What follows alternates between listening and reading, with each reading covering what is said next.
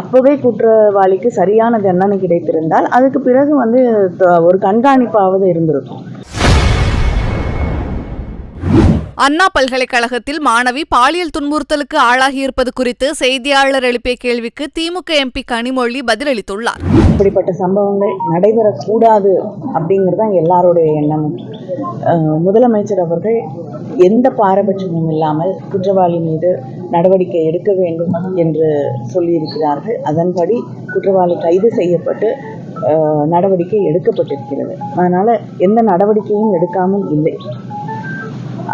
அப்படிப்பட்ட ஒரு சூழல்ல சில ஆண்டுகளுக்கு முன்னாலேயே அதிமுக ஆட்சியில் இருந்தபோதே அவர் மீது ஒரு குற்றச்சாட்டு வந்தபோது அந்த எஃப்ஐஆரையே அவங்க மாற்றி போட்டிருக்காங்க.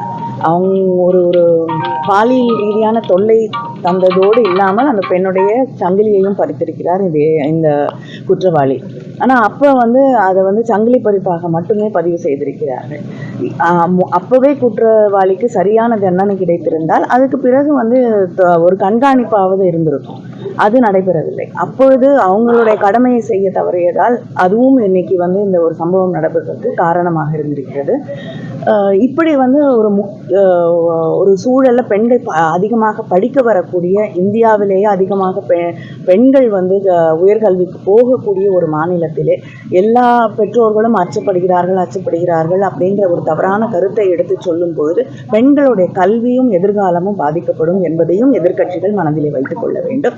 ஏன்னா முதலமைச்சரும் திராவிட முன்னேற்ற கழகமும் தொடர்ந்து எப்பொழுதுமே பெண்களுடைய உரிமைகளுக்காக, பெண்களுடைய கல்விக்காக, பெண்கள் வந்து இன்னும் அதிக அளவிலே பொது தளங்களிலே பணிகளிலே பங்காற்ற வேண்டும், அவங்களுடைய உரிமைகள் வந்து இன்னும் அதிகமாக இருக்க வேண்டும் என்பதற்காக தொடர்ந்து பணிகளை செய்து கொண்டிருக்கக்கூடிய, பயணித்துக் கொண்டிருக்கக்கூடிய திராவிட இயக்கம்.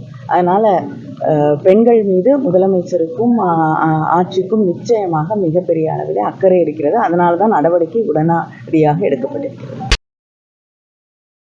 செய்திகளை உள்ளது உள்ளபடி தெரிந்து கொள்ள ரெஃப்ளெக்ட் நியூஸை சப்ஸ்கிரைப் பண்ணுங்க.